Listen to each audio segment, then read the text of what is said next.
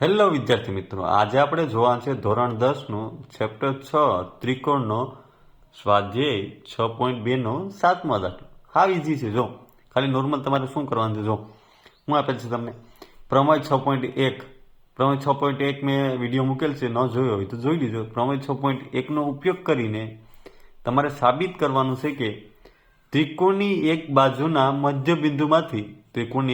મધ્યબિંદુમાંથી પસાર થતી અને બીજી બાજુને સમાંતર રેખા ત્રીજી બાજુને દુભાગે છે. બરાબર, એવું આપેલ છે. તો પેલા આપણે આકૃતિ બનાવીએ. પેલા તો ત્રિકોણ બનાવીએ.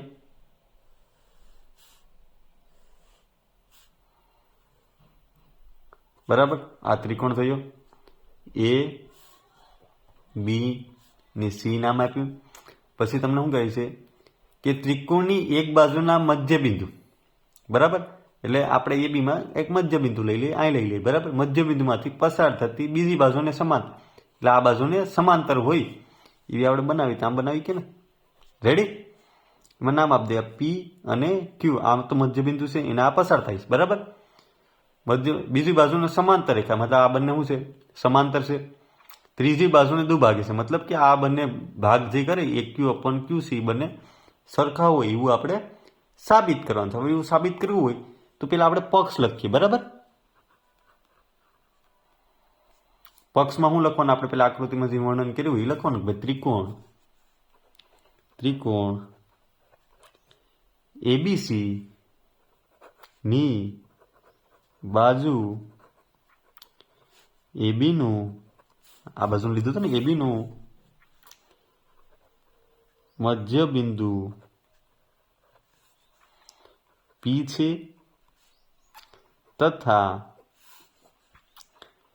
પી માંથી બીસી, બીસી ને સમાંતર કરવાના નથી ને, બીસી ને સમાંતર દોરેલ રેખા એસી ને ક્યાં ભાઈ રાખે, ક્યાં બિંદુમાં છે? એસી ને ક્યુ બિંદુમાં છેદે છે. બરાબર, રેડી? સમજાણું? અહીંયા છેદે, આ તો મધ્ય બિંદુ છે, આ શું છે? છેદે છે એસી ને. બરાબર, ક્યુ બિંદુમાં એવું લખ્યું. હવે આપણે સાબિત શું કરવાનું છે? તો કે ભાઈ સાધ્ય લખ્યું. હું સાબિત કરવાનું છે? ત્રીજી બાજુના શું કરે? સરખા ભાગ કરે ને, મતલબ એ ક્યુ બરાબર ક્યુ સી, અથવા શું કહેવાય કે એસી ને ક્યુ બિંદુ હોય એ હું મધ્ય બિંદુ હોય એવું બી લખ્યું કે ને. તેથી લખવાનું ક્યુ એ એસી નું મધ્ય બિંદુ છે. કામ એ લખી કેમ ને ભાઈ, એક્યુ બરાબર, એક્યુ બરાબર ક્યુ સી. બરાબર, આ ક્યુ છે, એક્યુ બરાબર ક્યુ સી એમ લખી કાંઈ ને. હવે શું આવશે? સાબિતી. હવે આવું સાબિત કરવું હોય તો તમને ખબર છે કે ભાઈ પીક્યુ અને બીસી સમાંતર છે. તેથી પ્રમેય 6.1 આપણે લગાડી શકીએ. બરાબર ને? તો આપણે કાંઈક કિંમત મળશે ને. તેથી લખવાનું કે ત્રિકોણ એબીસી માટે, ત્રિકોણ એબીસી માટે પીક્યુ એ, પીક્યુ કોને? આ પીક્યુ છે એબી ને પીમાં અને એસી ને ક્યુ બિંદુમાં છેદે છે એવું લખવાનું. પીક્યુ એ એબી અને એસી ને અનુક્રમે પી અને ક્યુમાં છેદે છે તથા પીક્યુ સમાંતર બીસી છે. બરાબર, એટલે તો આપણે ખબર છે. તેથી પ્રમેય 6.1 નો ઉપયોગ કરો તો હું લખી કાંઈ એપી અપોન પીબી એ ક્યુ અપોન ક્યુસી લખો. તો એપી અપોન પીબી બરાબર એક્યુ અપોન ક્યુ સી.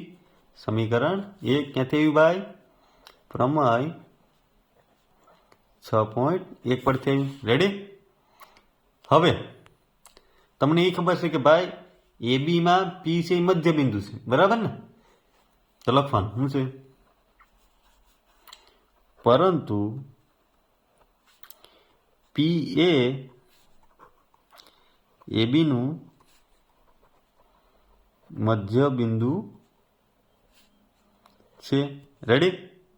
હવે મધ્ય બિંદુ હોય તો તમે શું લખી શકો ભાઈ? એપી બરાબર પીબી લખી શકાય ને? એ બીમાં પી બિંદુ મધ્ય બિંદુ હોય તો આ બે સરખા ભાગ જ કરે ને, એપી અને પીબીના. તો આપણે એપી બરાબર પીબી આ બંને સરખા ભાગ હોય તો લખી કે ને, બરાબર? તેથી આપણે આવું લખ્યું. હવે જો એપી અને પીબી છે તો આને મારે ભાગાકારમાં લાવવું હોય તો આમ લખી ને કે ભાઈ એપી અપોન પીબી બરાબર આને નીચે લઈ જાઓ તો અહીં મારે 1 નાખવો પડે ને, બરાબર 1. આનો હું સમીકરણ 2 આપી દઉં. હવે સમીકરણ 1 અને 2 માં જો એપી અને પીબી બંને સરખા છે તો 1 આની જગ્યાએ મૂકી શકું ને. તો લખવાનું પરિણામ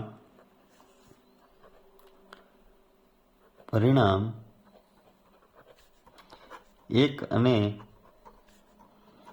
2 પરથી શું લખી શકાય? એપી અપન પીબી ની જગ્યાએ તો 1 લખી શકાય, બરાબર એક્યુ અપન શું છે? ક્યુસી છે. રેડી? તેથી ક્યુસી ને સોરી એક્યુ અપન ક્યુસી છે. હવે ક્યુસી ને આ સાઈડ લઈ જાઓ તો શું મળશે તમને? ક્યુસી બરાબર શું મળશે? એક્યુ મળશે. મતલબ કે ક્યુસી અને એસી બંને સરખા મળે તો આ બી શું હશે? મધ્ય બિંદુ હશે ને ક્યુનું, જે આપણે શું કરવાનું હતું? સાબિત કરવાનું હતું. રેડી? આવી રીતના આપણે લખી કે સાબિતીમાં બીજું આપણે લખવું હોય તો શું લખી કાય? તેથી ક્યુ એ એસીનું મધ્ય બિંદુ છે, જે સાબિત થાય છે. બરાબર છે? નોર્મલ. જો વિડીયો પસંદ આવ્યો હોય તો લાઈક એન્ડ સબસ્ક્રાઈબ કરતા ભૂલતા નહીં. Thank you.